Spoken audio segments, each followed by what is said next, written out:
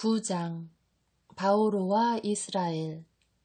나는 그리스도 안에서 진실을 말하고 거짓말을 하지 않습니다. 나의 양심도 성령 안에서 증언해 줍니다. 그것은 커다란 슬픔과 끊임없는 아픔이 내 마음속에 자리 잡고 있다는 것입니다. 사실 육으로는 내 혈족인 동포들을 위해서라면 나 자신이 저주를 받아 그리스도에게서 떨어져 나가기라도 했으면 하는 심정입니다. 그들은 이스라엘 사람입니다.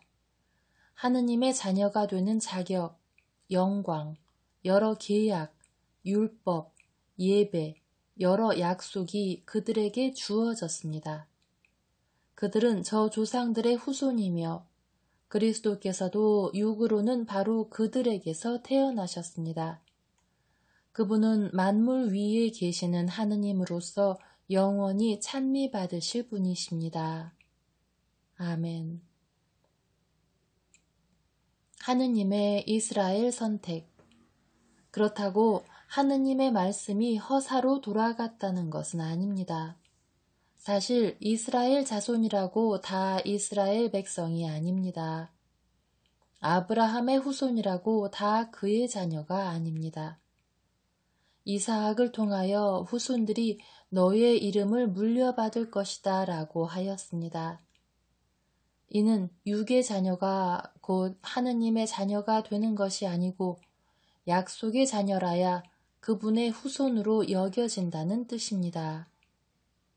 약속이라는 것은 이맘때에 내가 다시 올 터인데 그때에 사라에게 아들이 있을 것이다 하신 말씀입니다. 그뿐만 아니라 레베카가 한 남자, 곧 우리 조상 이사학에게서 잉태하였을 때에도 마찬가지입니다. 두 아들이 태어나기도 전에 그들이 선이나 악을 행하기도 전에 하느님께서는 당신 선택의 뜻을 지속시키시려고 또 그것이 사람의 행위가 아니라 부르시는 당신께 달려있음을 드러내시려고 형이 동생을 섬기리라 하고 레베카에게 말씀하셨습니다. 이는 성경에 기록된 그대로입니다. 나는 야곱을 사랑하고 에사우를 미워하였다. 그렇다면 우리가 무엇이라고 말해야 합니까? 하느님 쪽이 불의하시다는 것입니까? 결코 그렇지 않습니다. 하느님께서는 모세에게 말씀하셨습니다. 나는 내가 자비를 베풀려는 이에게 자비를 베풀고 동정을 베풀려는 이에게 동정을 베푼다. 그러므로 그것은 사람의 의지나 노력이 아니라 하느님의 자비에 달려 있습니다. 사실 성경도 파라오에게 이렇게 말합니다. 바로 이렇게 하려고 내가 너를 일으켜 세웠다. 곧 너에게서 내 힘을 보이고 온 세상에 내 이름을 떨치게 하려는 것이다. 이렇게 하느님께서는 당신이 원하시는 대로 어떤 사람에게는 자비를 베푸시고 당신이 원하시는 대로 어떤 사람은 완고하게 만드십니다. 하느님의 진노와 자비. 이제 그대는 그렇다면 하느님께서는 왜 사람을 여전히 책망하십니까? 사실 누가 그분의 뜻을 거역할 수 있겠습니까? 하고 물을 것입니다. 아, 인간이여, 하느님께 말대답을 하는 그대는 정녕 누구인가? 작품이 제작자에게 나를 왜 이렇게 만들었소 하고 말할 수 있습니까? 또는 옹기장이가 진흙을 가지고 한 덩이는 귀한 데 쓰는 그릇으로 한 덩이는 천한 데 쓰는 그릇으로 만들 권한이 없습니까? 하느님께서 당신의 진노를 보이시고 당신의 힘을 알리기를 원하시면서도 멸망하게 되어 있는 진노의 그릇들을 큰 은혜로 참아주셨다면, 그리고 영광을 받도록 미리 마련하신 자비의 그릇들에게 당신의 풍성한 영광을 알리려고 그리하셨다면 무엇이라고 대답하렵니까? 그래서 하느님께서는 우리를 유다인 가운데에서만이 아니라 다른 민족들 가운데에서도 불러주셨습니다. 이는 바로 호세아서에서 말하는 것과도 같습니다. 나는 내 백성이 아닌 자들을 내 백성이라 부르고 사랑받지 못한 여인을 사랑받는 여인이라 부르리라. 그들에게 너희는 나의 백성이 아니다 하던 바로 그곳에서 그들은 살아계신 하느님의 자녀라 불리리라. 그리고 이사야는 이스라엘을 두고 이렇게 외칩니다. 이스라엘 자손들의 수가 바다의 모래 같다 하여도 남은 자들만 구원을 받을 것이다. 주님께서는 말씀을 온전히 또 조속히 세상에 실현시키실 것이다. 이는 또 이사야가 예언한 그대로입니다.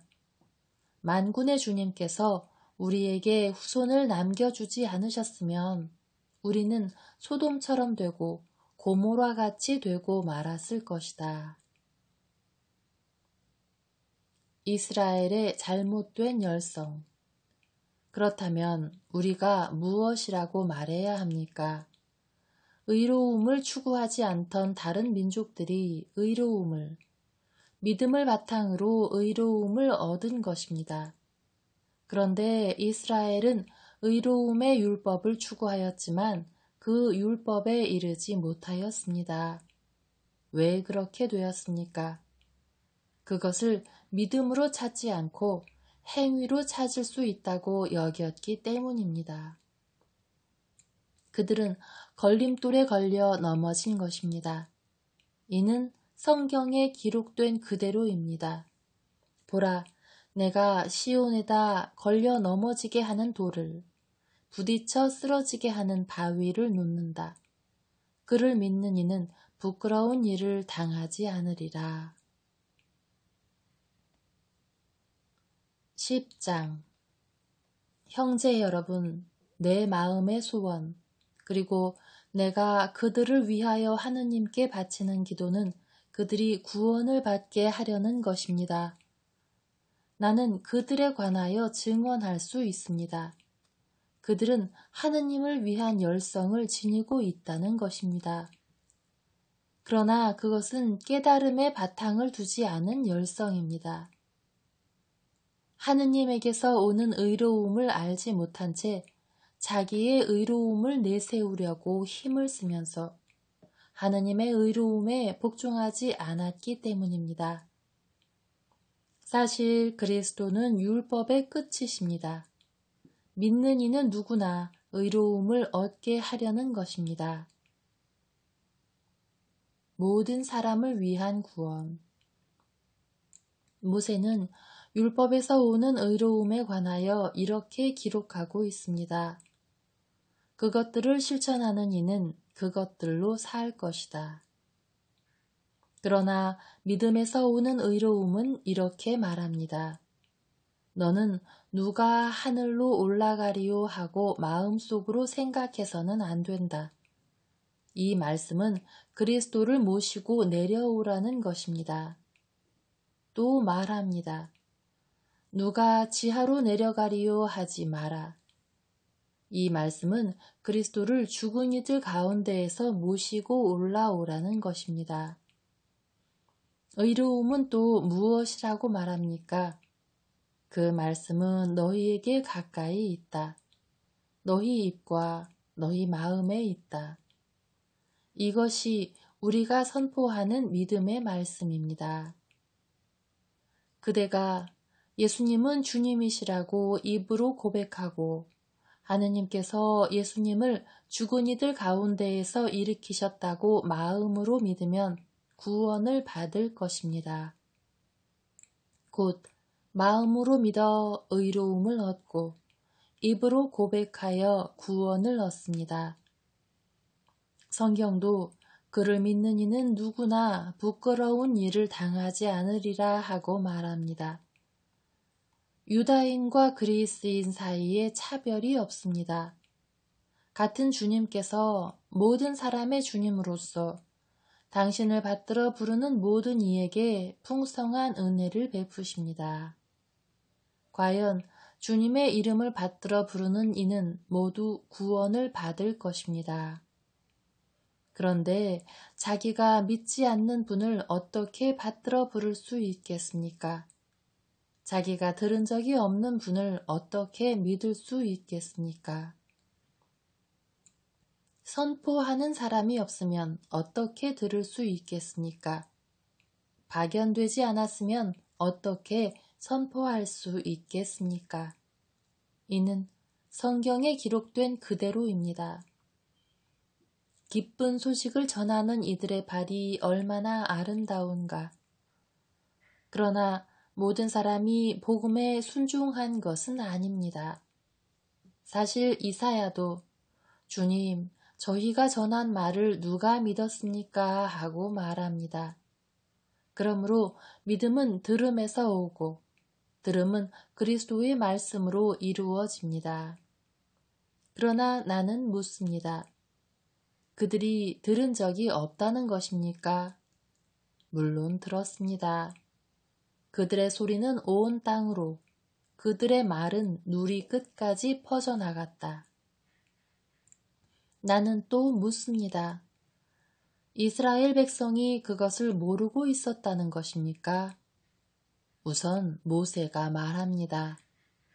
나는 민족도 아닌 무리를 너희가 시기하게 하고 어리석은 민족에게 너희가 분노하게 하리라. 이사야는 심지어 이렇게까지 말합니다. 나를 찾지도 않는 자들을 내가 만나 주었고 나에 관하여 묻지도 않는 자들에게 나를 드러내 보였다. 그러나 이스라엘에 관해서는 이렇게 말합니다. 복종하지 않고 반항하는 백성에게 나는 온종일 팔을 벌리고 있었다. 11장 이스라엘의 남은 자들. 그래서 나는 묻습니다.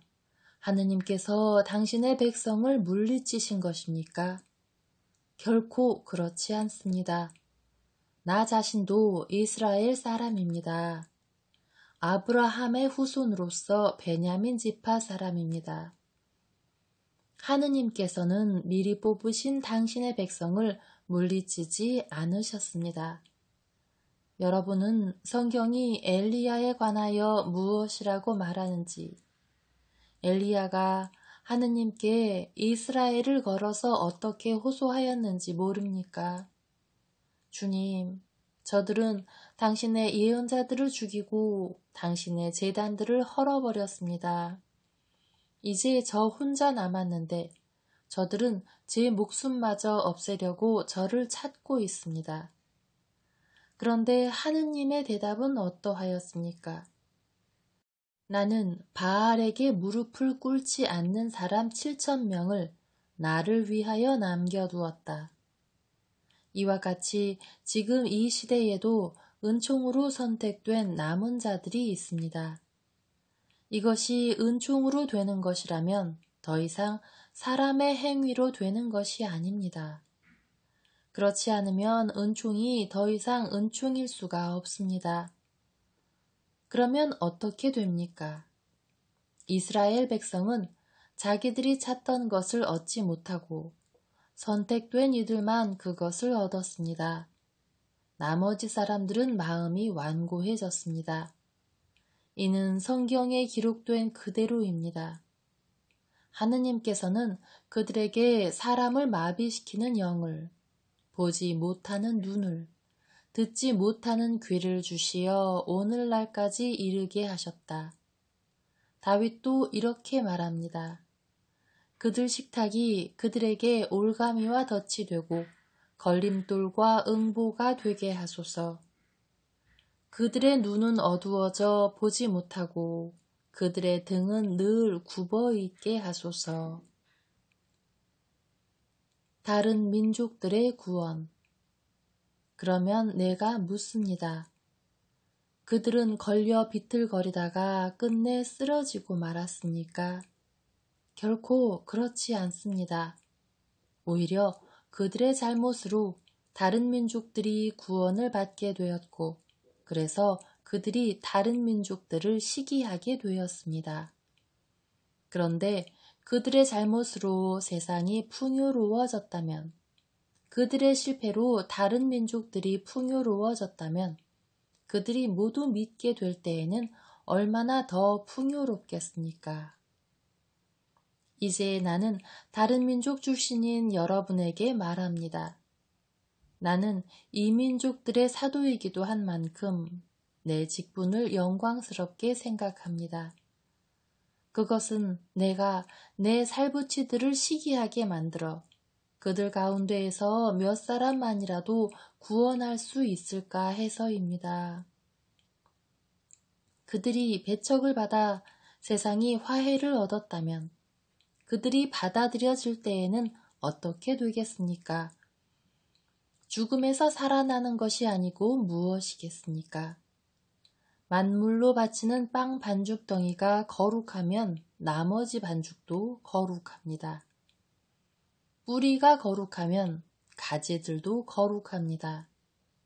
그런데 올리브 나무에서 몇몇 가지가 잘려나가고 야생 올리브 나무 가지인 그대가 그 가지들 자리에 접붙여져 그 올리브 나무 뿌리에 기름진 수액을 같이 받게 되었다면 그대는 잘려나간 그 가지들을 얕보며 자만해서는 안 됩니다. 그대가 뿌리를 지탱하는 것이 아니라 뿌리가 그대를 지탱하는 것입니다.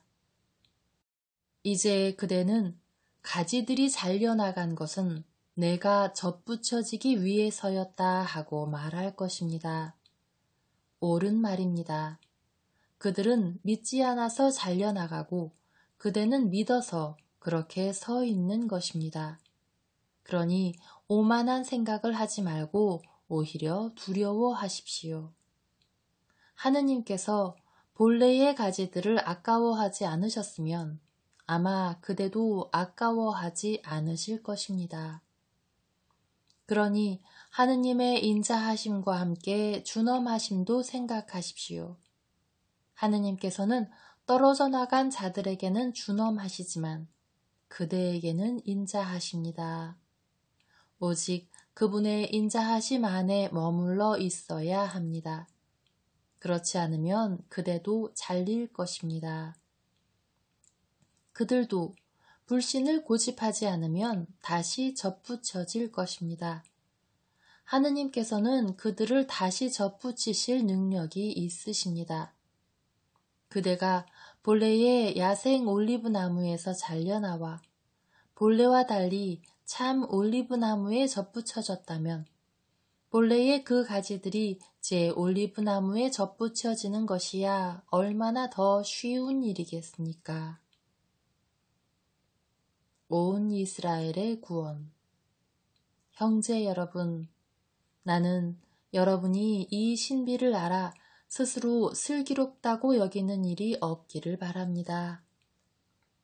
그 신비는 이렇습니다. 이스라엘의 일부가 마음이 완고해진 상태는 다른 민족들의 수가 다 찰 때까지 이어지고 그 다음에는 온 이스라엘이 구원을 받게 되리라는 것입니다. 이는 성경에 기록된 그대로입니다.